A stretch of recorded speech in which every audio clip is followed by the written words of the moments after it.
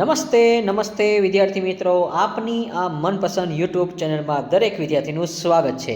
BCom semester 1 માટે આપણે વાત કરવાના છીએ કે જ્યારે વિદ્યાર્થીઓની એક્ઝામ હોય છે ત્યારે આપણે નોટ્સ ક્યાંથી વાંચવી કંઈ સમજાતું ન હોય છે। ડોન્ટ વરી, બીકોમ સ્ટુડન્ટ્સ માટે આપણે આવ્યા છીએ ટોપર્સ પ્રીમિયમ પીડીએફ નોટ, જે સિમ્પલ લેંગ્વેજ હશે, આઈએમપી સમ વિથ આન્સર હશે, 100% એક્ઝામ ઓરિએન્ટેડ હશે। અને આ નોટ્સ મેળવ્યા પછી તમે આટલા બધા હેપી થઈ જવાના છો। તો 100 of BCom students already scoring high marks કરેલા છે, તો ફટાફટ તમે ડાઉનલોડ કરી લો એસજીસી એપ્લિકેશન ફ્રોમ પ્લે સ્ટોરમાંથી, અથવા ડિસ્ક્રિપ્શન બોક્સમાં લિંક પણ અવેલેબલ છે। અને સ્ટડીને તમે સ્માર્ટ બનાવો, સ્કોરિંગ હાઈ કરો વિથ અવર પ્રીમિયમ નોટ્સ। ચલો આજનું આપણે સેશન શરૂઆત કરીએ।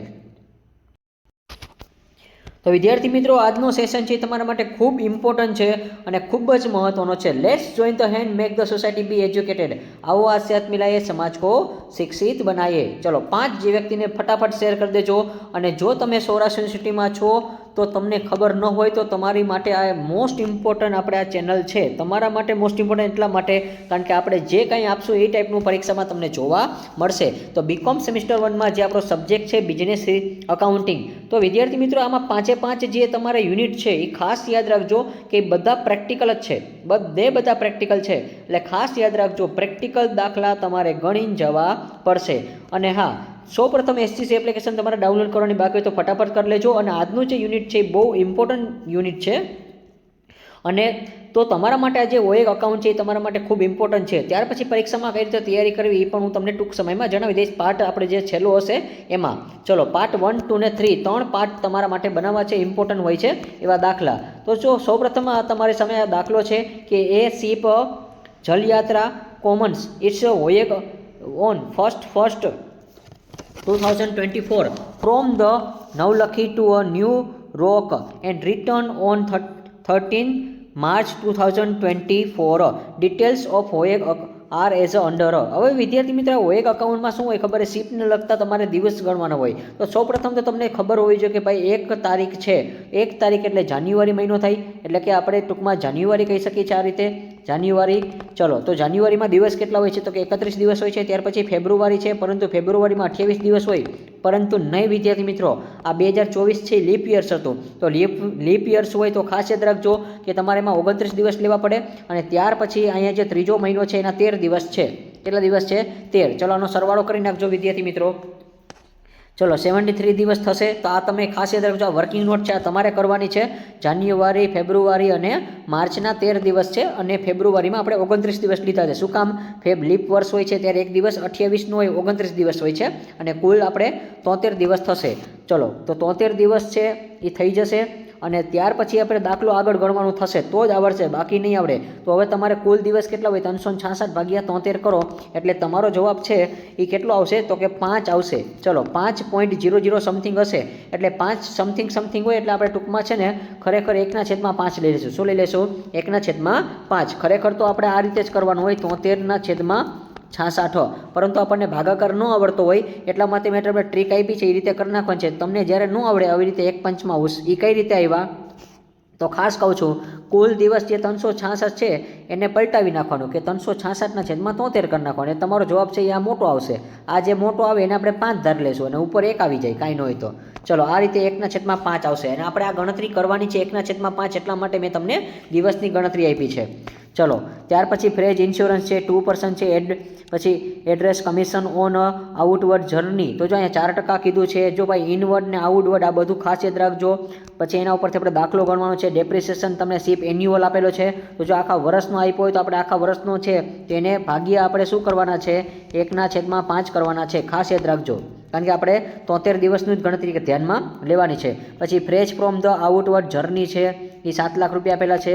પછી પોર્ટ વેજીસ છે 1 લાખ રૂપિયા છે। એડમિનિસ્ટ્રેશન એક્સપેન્સ મંથલી આપેલો છે, તો આને તમારે પહેલાં તો શું કરવો પડે? આખા વર્ષમાં ફેરવવો પડે, એટલે આખા વર્ષમાં ફેરવવો હોય તો ગુણ્યા 12 કરવા પડે, પછી 1/5 કરવા પડે। આ બધી ગણતરી હું તમને સમજાવીશ। ઇન્સ્યોરન્સ પ્રીમિયમ છે, જો ભાઈ અહીંયા 3 મહિનાનું છે તો ખરેખર 3 મહિના હોય, બીજા 3 મહિના, પાછા 3 મહિના અને પાછા 3 મહિના, એટલે ટોટલ કેટલા થઈ જાય? 1, 2, 3 ને 4, એટલે ટોટલ 4 કરી નાખી તોય ચાલે, બસ બીજું કાંઈ ન હોય, કારણ કે 4 કરી નાખો તોય 4 તેરીને 12 તો થઈ જ જશે। એટલે આને ટૂંકમાં માસમાં ફેરવું હોય તો કુલ માસ કેટલા થશે? 12 મહિના કરવાના છે। તો આપણે ખાલી ગુણ્યા 4 કરી નાખાય. શું? તો કે 10,000 ગુણ્યા 4. એ બધું હમણાં સમજાવીશ. પછી સેન્ટ્રી એક્સપેન્સ છે, પેસેન્જ મની છે. તો જો બહુ સિમ્પલ દાખલો છે, કાંઈ નથી, ખાલી હું તમને કહું ને એટલું કરશો એટલે આ ચેપ્ટર તમને આવડી જવાનું છે. પછી પ્રીમાઇઝ છે, પ્રીમાઇઝ પ્રેજ છે, એડ્રેસ કમિશન ઇનવર્ડ જનરલની આપેલું છે, મેનેજર કમિશન આપેલું છે, ફ્રેજ ઇનવર્ડ જનરલની આપેલું છે, કેપ્ટન સેલેરી આપેલી. જો આ સેલેરી આપી દીધી છે એટલે કાંઈ ટેન્શન નથી લેવાનું, આખા વર્ષનું છે. ત્યાર પછી સેલેરી છે એ હાલ્ફ યરની છે, તો હાલ્ફ યરની હોય એટલે 6 મહિનાની થશે, તો 6 એટલે ગુણ્યા 2 કરી નાખો એટલે થઈ જશે આખા વર્ષની 50,000. પછી ફ્યુઅલ છે આખા વર્ષનું છે, પછી મટીરિયલ યુઝડ છે અને મેલ મની છે. ચલો, તો અહીંયા તમને બધું વસ્તુ આપેલી છે. પ્રિપેર ધ ઓએગ અકાઉન્ટ છે. તો તમારે આ દાખલો છે ખૂબ સહેલો છે, કાંઈ કરવા નથી, હું કહું એટલું કરજો. એક વાહન જળયાત્રા 1/1/2024 9 લખી ન્યુયોર્કથી સફર શરૂ કરે છે. તો ભાઈ શરૂઆતની તારીખ કઈ છે? 1 જાન્યુઆરી. એટલે ખરેખર જાન્યુઆરી છે. જાન્યુઆરીમાં કુલ દિવસ કેટલા હોય? 31 હોય છે. પછી ફેબ્રુઆરી છે તો લીપ વર્ષ છે, કારણ કે 2024 છે. 2020 લીપ વર્ષ હતું અને 2024 હોય, આ ખાસ યાદ રાખજો. 2020થી લીપ યર્સ આવ્યું હતું, ખરેખર તો 2000થી આવ્યું હતું. 2000, 2004, 2008, 2012, 2016 અને 2020 અને 2024. તો આ લીપ વર્ષ હોય ત્યારે 29 દિવસ થઈ જાય. ત્યારે ફેબ્રુઆરીમાં 28 દિવસ હોતા નથી. જો આપણે હાલમાં ફેબ્રુઆરી મહિનો આવશે એમાં 28 દિવસ આવશે હાલમાં, એટલે અત્યારે 2026 છે એટલા માટે. ચલો, ત્યાર પછી માર્ચ મહિનાના આપણે કેટલા દિવસ લેવાના છે? તો પૂરેપૂરા નહીં. અહીંયા તારીખ કઈ છે? 13. ચલો, આ બધાનો સરવાળો કરી નાખજો. ચલો, ફટાફટ સરવાળો કરી નાખજો. 31 + 29 + 13. ચલો, 73 દિવસ આવશે. ચલો, 73 આવે છે અને આના બેઝ ઉપર આપણે ગણતરી કરશું તો 73 અને 366. તો જો આનો ભાગાકાર કરશો તો આ રીતે ભાગાકાર નહીં કરવાનો, તમારે શું કરવાનું છે? તમને છેદ ન આવડે એટલે આ રીતે કરી નાખવાનું, ઊંધો પલટો મારી દેવાનો. 366 / 3 એટલે ખરેખર તમારો જવાબ છે એ 5 પોઈન્ટ સમથિંગ આવશે. એટલે 1/5 કહેવાય. આ રીતે કરી નાખાય. આપણને જ્યારે ઘડીઓ ન આવડે ત્યારે આ રીતે કરી નાખવાનું. આપણી પાસે કેલ્સી હોય છે એટલે 1/5. ચલો, મારી ટ્રીક તમને ખબર પડી ગઈ હશે. અને નૂરનો વીમો છે એ 2% છે. એડમિશન કમિશન જતી વખતેનું છે 4% છે. પછી વહાણમાં ઘસારો છે, વાર્ષિક છે. નૂર જતીનું સફર છે, બંદર પરની મજૂરી છે, વહીવટી ખર્ચા. પછી વહાણ છે એ 3 માસનું છે. જો 3 માસનું છે તો મેં હમણાં ગણતરી શીખવાડી હતી કે ભાઈ 3 હોય તો 3 ગુણ્યા કેટલા કરી નાખાય? 4. એટલે આખા 3 ચોકને 12 થઈ જાય, પરંતુ આપણે ગુણ્યા 4 કરી નાખી તોય ચાલે. પછી પરચુરણ ખર્ચા છે, પેસેન્જર ખર્ચ છે. પછી તમને શું આપેલું છે? પ્રીમાઇઝ નૂર છે એ 10% છે, એડમિશન કમિશન છે 5% છે. ચલો, બંને વસ્તુ છે એ સેમ જ રકમ છે, કાંઈ આપણે અંગ્રેજી અને ગુજરાતી બંનેને એક સરખું જ આપી છે. મેનેજરનું કમિશન છે, નૂરનું સફર છે, કેપ્ટનનો પગાર છે, અર્ધવાર્ષિક છે, બળતર છે. આ બધું ખાલી વાંચવા ખાતર વાંચવાનું છે, બાકી કાંઈ છે નહીં. માલ સામગ્રી છે ને ટપાલ ભાડું છે. હવે સફર ખાતું તૈયાર કરવાનું છે, ખાલી એક જ ખાતું તૈયાર કરવાનું છે. વિદ્યાર્થી મિત્રો, આ ચેપ્ટર તો બધા લોકોને 10માંથી 10 આવી જાય, એટલે આ ચેપ્ટર ખાસ કરજો. તો જો આપણે તમારે કાંઈ નથી કરવાનું, એક પન્નામાં છે તમારે આખું છે, એક પેજમાં આખું આ ડ્રો કરી નાખો. વાહન જળયાત્રા છે એમાં તમે ઓએગ અકાઉન્ટ લખી નાખો અને આ રીતે દિવસની ગણતરી મેં કીધી હતી. ભાઈ 1/5 ક્યાંથી આવે છે ખાસ યાદ રાખજો. આ 73 દિવસની છે, 1/1 લઈને 13/3 સુધી 73 દિવસ, એટલે 1/5 આપણે ગણતરી કરશું. ચલો, સૌપ્રથમ તમે આ રીતે તમે કરી નાખો અને આ રીતે અહીંયા તમે ડીઆર કરી નાખો, અહીંયા તમે સીઆર કરી નાખો. આવક બધી જમા આવશે, આ બાજુ ઉધાર આવશે. ચલો, આ એક તમે પત્રક તૈયાર કરી નાખો. બસ તમારે એક જ પત્રક જોશે, મારે 2 પત્રક એટલે જોઈએ કે હું ઇંગ્લિશ લખું છું એટલા માટે. ચલો, તો સૌપ્રથમ આપણે દાખલાની હવે શરૂઆત કરી. ચલો, મારી સાથે નંબર આપતા જજો. નંબર 1, સૌપ્રથમ આપણે નૂર લખી નાખી. ચલો, નૂર છે ઈ. તો જો ભાઈ નૂરનો વીમો, તો નૂરના વીમામાં કેટલા ટકા કીધું છે? ભાઈ નૂરના વીમામાં 2% કીધું છે. હવે એ 2% તો કીધું છે, પરંતુ આપણે નૂર પહેલાં ગોતી લઈએ. તો જો નૂર આપણે અહીંયા છે, નૂર જતીનું સફર છે કેટલા છે? 7 લાખ રૂપિયા છે. ચલો, આ નૂર મળી ગયું. તો જો નૂર વળતી સફર આપી દીધું છે, સામે જ છે. ચલો, આ બંને વસ્તુ આપણને આપેલી છે. નૂર 1 નંબર ને 2 નંબર બધું બાજુમાં જ છે. ચલો, તો હવે તમે અહીંયા જોઈ શકો છો, અહીંયા ફ્રેજ ઇન્સ્યોરન્સ એવું લખ્યું છે. એના ઉપરથી આપણે આ ગણી તો કે ભાઈ ફ્રેજ ઇન્સ્યોરન્સ આઉટવર્ડ અને ઇનવર્ડ કેટલા છે? 7 લાખ ને 3 લાખ. ચલો, 1 નંબર ને 2 નંબર વિગત આપણને મળી ગઈ છે. ચલો, તો આપણે વિગત લખતા જઈએ. જો મેં લખી નાખ્યું છે જમા બાજુ, આ આપણું નૂર છે, આ જતી વખતેનું છે, આ વળતી વખતેનું છે. ચલો, એના ઉપર 2% કરવાના છે એવું કીધું હતું અહીંયા. જો અહીંયા તમને ગુજરાતીમાં બતાવી દઈ. આ જે જતી વખતેનું સફર છે, જો અહીં જતી લખ્યું છે, અહીંયા વળતી છે, અને એ બેયનું કમિશન કેટલા ટકા છે? 2% કરવાનું છે. અને એવી રીતે ઇંગ્લિશમાંય બતાવી દઉં. સાવ સિમ્પલ દાખલો છે, આરામથી બધાને આવડી જાય. જો આ 7 લાખ છે અને આ 3 લાખ છે, એના 2% અહીંયા કીધું છે. નૂર ફ્રેજ, નૂર એટલે ફ્રેજ થશે.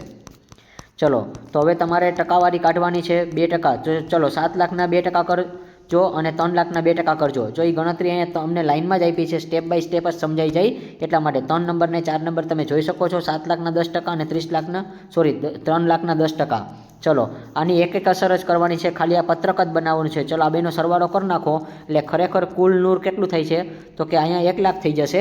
હવે ખરેખર આપણે નૂર ગણી તો જો 10 લાખ ઉપર હતું અને 1 લાખ અહીંયા છે એટલે 1 નંબર 2 નંબર ને 3 નંબર ને 4 નંબર એ બધું છે એ તમારે નૂર વીમોમાં 2% કમિશન દેવાનું છે.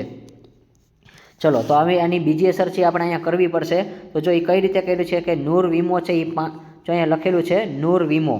તો જો અહીંયા મેં લખ્યું છે 5માં 1 થી 4 4નો સરવાળો એટલે 1 થી 4 4નો સરવાળો છે એટલે એના 11 લાખ આવ્યા. 11 લાખના 2% કરી નાખવાના છે એટલે 22,000 આવી જશે. ચલો ડન. અહીંયા બધા વિદ્યાર્થીઓને કાંઈ પ્રશ્ન હોય તો કહેજો. આ 5 નંબર આ રીતે મળશે. ચલો ત્યાર પછી 6 નંબર છે. તો 6 નંબરમાં જો આપણે વાંચી તો હવે એડ્રેસ કમિશન કીધું છે. જો હવે કમિશન ઉપરથી આપણે શોધવાનું છે. તો જો ભાઈ એડ્રેસ કમિશન જતી સફર છે. તો જો ભાઈ એ જતી સફર છે તો જતી સફર છે એ નૂરમાંથી ગણવાનું છે, બીજું કાંઈ નથી. તો આપણી પાસે જે નૂર હતું ને એના બેઝ ઉપર જ ગણવાનું છે. તો આ 6 નંબરનું ટેબલ છે એ કઈ રીતે થશે તો ખાસ યાદ રાખજો. એડ્રેસ કમિશન 4% કરવાનું છે. જતી હોય ને એવું લેવાનું છે. તો જતી શબ્દ 2 વાર હશે આપણી પાસે. ચલો તો તમે જોઈ શકો છો વિદ્યાર્થી મિત્રો અહીંયા કે તમારી સમક્ષ જો અહીંયા 6 નંબર મેં રજૂઆત કર્યા છે. એ 6 નંબરમાં ચલો તો આ જે 6 નંબર છે હું તમને આરામથી સમજાવી દઈશ વિદ્યાર્થી મિત્રો. જતી વખતે કીધું છે. ચલો તો જતી વખતે આપણને કેટલા કીધા છે 4% કીધું છે. ચલો તો જતી વખતે એટલે કઈ રીતે તો મેં હમણાં તમને કીધું હતું કે ભાઈ તો વિદ્યાર્થી મિત્રો જતી વખતે એટલે કેના ઉપર તો કે એડ્રેસ કમિશન છે આના ઉપર થશે તો કે 4%. હવે એ કઈ રીતે કે આ જતી વખતે જો અહીંયા 7 લાખ છે અને ત્યાર પછી આ પ્રીમાઇઝે આપણે કર્યું હતું 3. તો જો આ બેનો સરવાળો કરવાનો છે 7 લાખ અને 70,000 આ બેનો સરવાળો કરી નાખો એટલે કેટલા આવશે વિદ્યાર્થી મિત્રો તમે જોઈ શકો છો તો કે 7,70,000 આવે. અને આ જે રકમ લખી છે એના 4% કરી નાખજો એટલે તમને મળી જશે. ચલો એટલે 30,800 મળી જશે. ત્યાર પછી હવે એવી રીતે વળતી વખતે તો જો એવું બાજુમાં જ કીધું છે વળતી વખતેનું કમિશન કેટલું છે તો આ જતીનું કમિશન હતું, આ જતી છે તો અહીંયા વળતીનું કમિશન છે એ 5% કરવાનું છે. ચલો બસ આ ટાઈપનો દાખલો જ પૂછાય છે વિદ્યાર્થી મિત્રો. બહુ સિમ્પલ દાખલો હોય છે અને ઓલસીડી યુનિવર્સિટીની એક્ઝામમાં પૂછાઈ ગયેલા દાખલા છે અને એ જ તમને સોલ્વ કરાવીશ એટલે જેથી કરીને તમને આ ટાઈપના દાખલા જોવા મળે. ચલો આ 3 લાખ છે અને અહીંયા તમે જોઈ શકો છો આ 4 નંબરમાં જો આપણે કેટલા કર્યા છે 30,000. ચલો હવે તમને દેખાશે પ્રોપર. અને ત્યાર પછી આના આપણે શું કર્યા છે તો કે 3 લાખ જે છે 30,000 એના 5% કરી નાખવાના છે. ચલો એટલે તમને કેટલા મળશે 16,500. હવે આ બેનો સરવાળો કરી નાખો વિદ્યાર્થી મિત્રો. ચલો 47,300 આવી જશે. ત્યાર પછી હવે બધી વિગત છે આપણે સ્ટેપ બાય સ્ટેપ મૂકતું જવાનું છે. હવે દાખલામાં કાંઈ નથી, બહુ દાખલો સહેલો છે એટલા માટે. ચલો ત્યાર પછી હવે જો હવે આપણે આ 2 વિગત કરી નાખી છે સામસામે ટકાવારીવાળી પ્રીમાઇસ નૂર કમિશન છે. હવે ત્યાર પછી જો અર્ધવાહન વાર્ષિક ચલો તો વાર્ષિક આપણને અહીંયા કીધું છે. તો જો હવે આ દાખલામાં કાંઈ નથી કરવાનું, બહુ સિમ્પલ દાખલો છે. વાર્ષિક છે 1,20,000 પરંતુ આપણે વાર્ષિકમાં નથી ફેરવવાનું વિદ્યાર્થી મિત્રો. 1/5 લેખે ગણતરી કરવાની છે. ચલો તમે જોઈ શકો છો જો અહીંયા મેં વાર્ષિક એવું લખ્યું છે. અહીંયા વાર્ષિક 1,20,000 છે એને ભાગ્યા 1/5 શું કામ કર્યું છે એ મેં તમને શરૂઆતમાં સમજાવ્યું. 73 દિવસ છે 366 છે તો તમારે 366 ભાગ્યા 73 કરશો એટલે 5 જવાબ આવશે.